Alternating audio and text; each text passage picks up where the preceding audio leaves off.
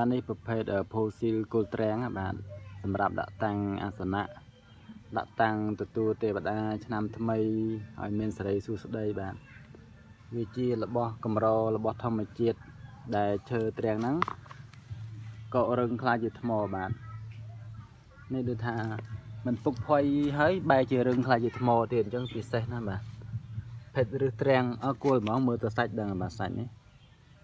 សរសៃត្រាំងបាទ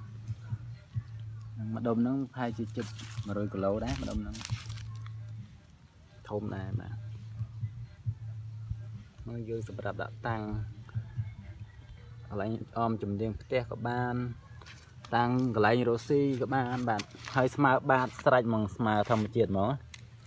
អត់មានបាក់កាត់តម្រឹមអីទេបាទធម្មជាតិត្រូវបានប៉ុណ្ណាប៉ុណ្ណឹងមកហ្មងហើយយើងយកទៅលាបថ្នាំពូលេថ្នាំទៀតក៏រត់តែស្អាតបាទនេះប្រហែលជាដាក់ផ្ទះខ្លួនឯងមួយដែរ